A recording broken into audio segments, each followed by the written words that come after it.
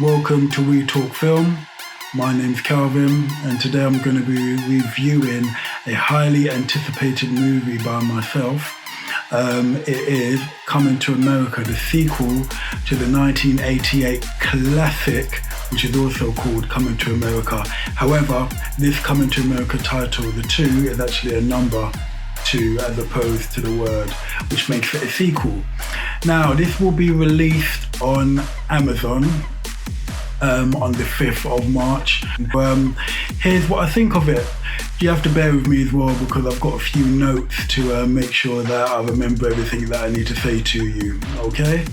Now, first of all, when I heard that this was being made, I was in two minds. One, I was excited because I am an avid fan of the original 1988 classic, one of my favourite comedies of all time. So when they said they were making it, or doing a sequel, I got really excited. But then at the same time, I thought to myself, if it's not broke, people, don't fix it, leave it. You can only do worse. You can't do any better than that classic. So my expectations for the movie wasn't that high, if I'm going to be honest with you. I actually thought it would be quite poor. Although I was looking forward to it, I wasn't expecting very much. Now, the majority of the old cast actually return, and everybody, I mean, it's 30 odd years later, everyone looks amazing. They've aged really, really well, and they've still got the acting chops about them. So yeah, it was really nice to see everybody, or the majority of people, come back.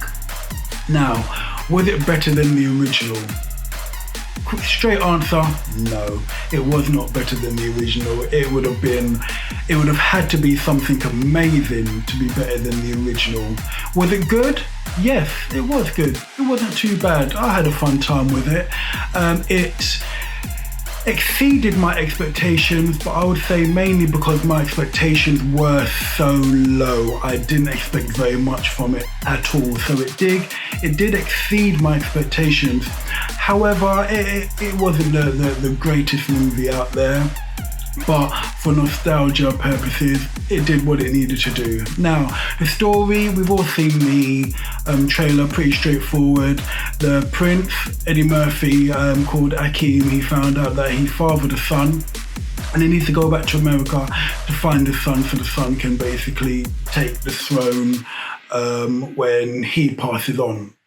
Now, there's loads of flashbacks which explains how the son came about, and that was actually quite good. Gave a bit of backstory, so they didn't just throw it in there. And the flashbacks were good because it reminded you of some of the bits that happened back in the original movie. So I actually really enjoyed that.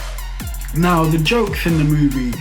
The jokes I found were okay. Some of them fell quite flat. Didn't laugh that much. A lot of them were just throwbacks to the original, which, once again, I totally understand. However, I really, really, really loved when they went to the barbershop, and the guys in the barbershop, they were tremendous. Just as great as they were in the 1988 classic, they were still great here as well. So I really, really enjoyed that. Now, was there any standout performances? Yeah, there was a few. I would say Leslie Jones, she was very funny. Wesley Snipes, so he played the ruler of I think it's called Next Door, I can't even remember, Next Doria, something like that. I mean, come on now.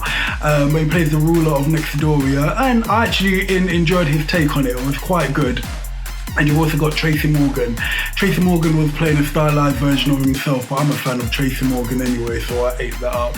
And everybody else in there, you know, by the numbers, they were as they needed to be to keep the movie going.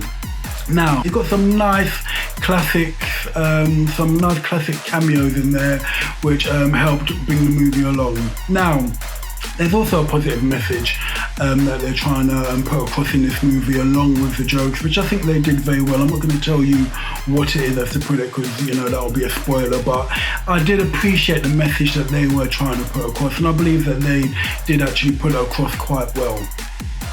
So, nostalgia, yeah, this is going to depend a lot on how you feel in regards to the original movie. If you love the original movie, you're going to appreciate the jokes, you're going to appreciate what they tried to do with this movie. If you didn't like the original movie or you didn't see it, a lot of stuff may go over your head and you may not enjoy it as much as some of us that did enjoy the original movie. But it is definitely one for you to watch, and I think you will have a good time with it. Now, I've given it 2 stars out of 5. Maybe 2.5 if I'm being generous, to be honest with you. As I said, it was good. It is something that I will definitely watch a few more times, and it was fun. There was fun to be had by all, but I don't think it reached the heights which I believe it could have, but as I said, it did exceed my personal expectations.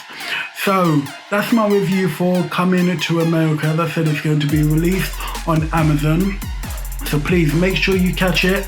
Let me know what you think in the comments below, and make sure you subscribe to wetalkfilm.com. My name's Kalvin. Take care.